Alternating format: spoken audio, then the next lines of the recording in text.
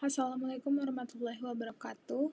Baik, saya ingin mempresentasikan hasil diskusi kami tentang Kepulauan Sunda Kecil yang beranggotaan. Yang pertama ada saya sendiri, Jihan Zakia Ma'arif, dengan absen yang terakhir yaitu 52.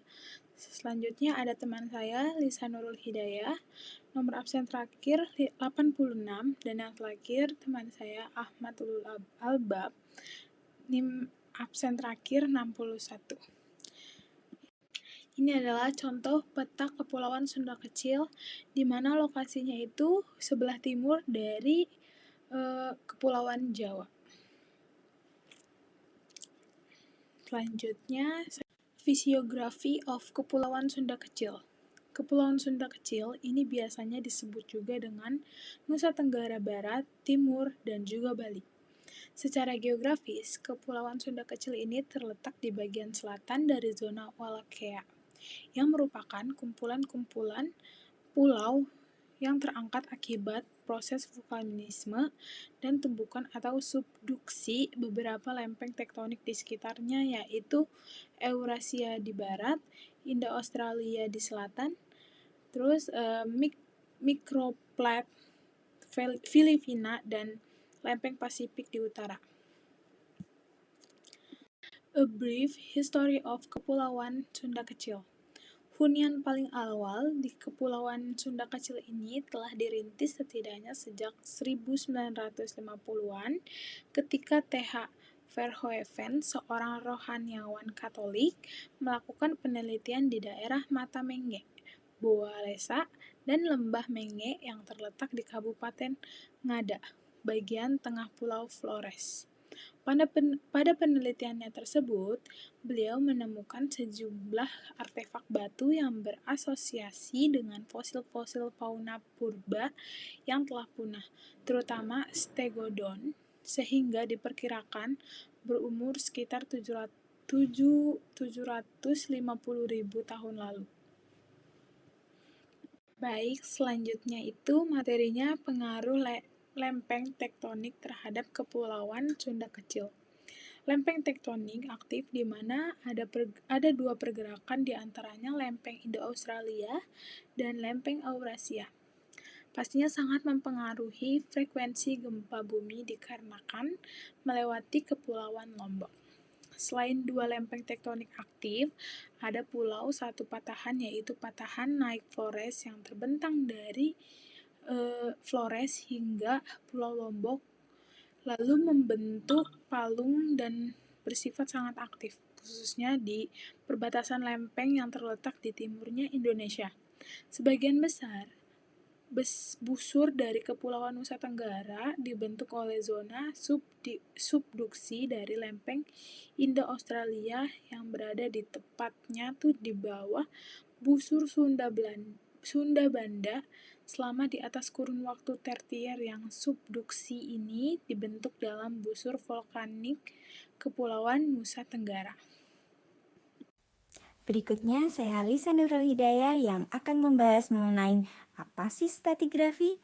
Nah, stratigrafi itu sebenarnya adalah ilmu yang fokus pada mempelajari lapisan-lapisan batuan di bumi, seperti bentuk, susunan, distribusi, kronologi, klasifikasi, korelasi, dan hubungan antar lapisan batuan, terutama sedimen.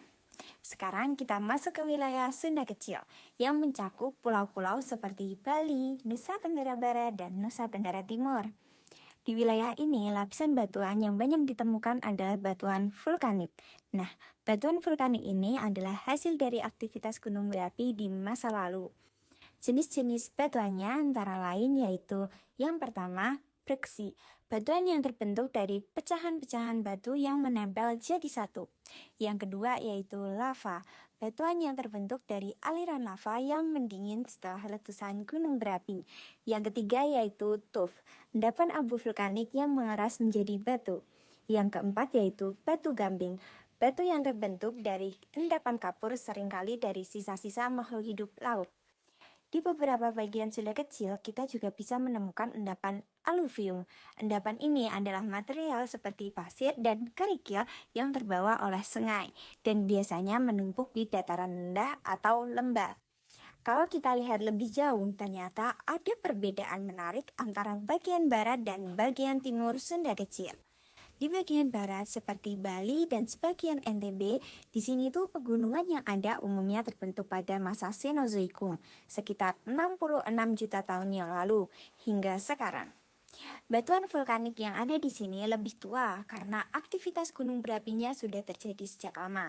Sedangkan di bagian timur, di sini tuh aktivitas gunung berapi lebih muda atau lebih baru. Hal ini terjadi karena adanya subduksi kerak samudra, yaitu proses di mana lempeng samudra tenggelam ke bawah lempeng benua, menyebabkan aktivitas vulkanik yang lebih aktif dan muda.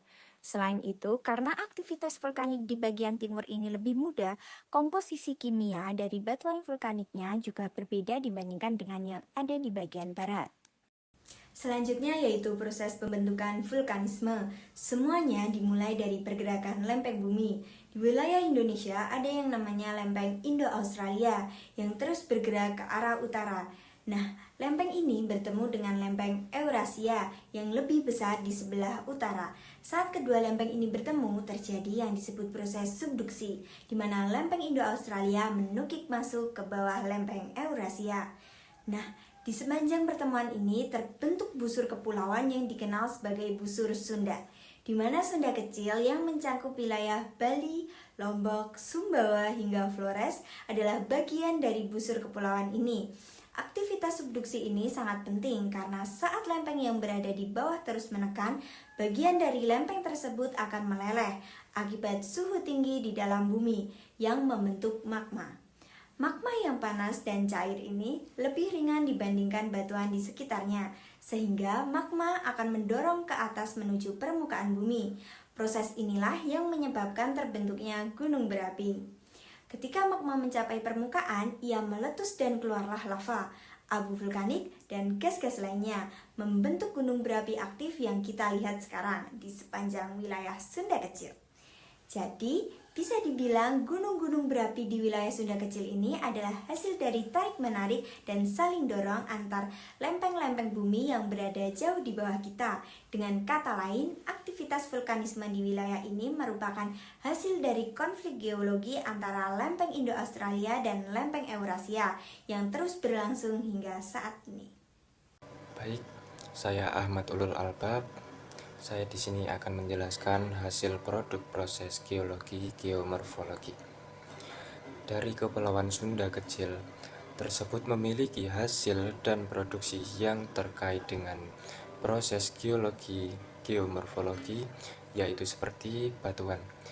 Batuan merupakan akibat langsung dari proses geologi seperti pendingin magma, atau bisa disebut juga dengan batuan beku.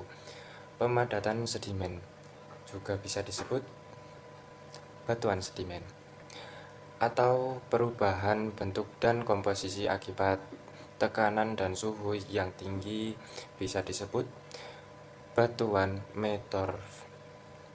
Yang kedua, pegunungan. Pegunungan terbentuk akibat pergerakan lempeng yang menyebabkan lipatan dan retakan pada kerak bumi.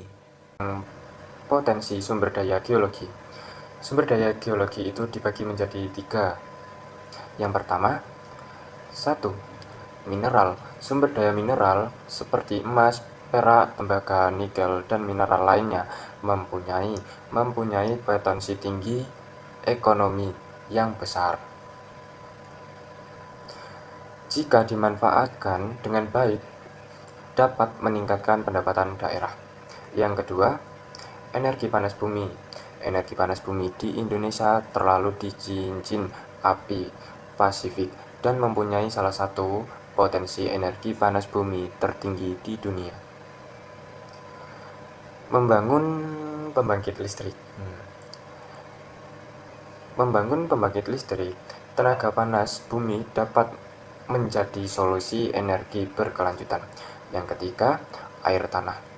Air tanah yang berasal dari akuifer geologi dapat memanfaatkan sebagai sumber air besar. Namun pengelolaan yang tidak dapat menyebabkan penurunan kualitas air dan penurunan permukaan tanah. Sekian dari saya, terima kasih.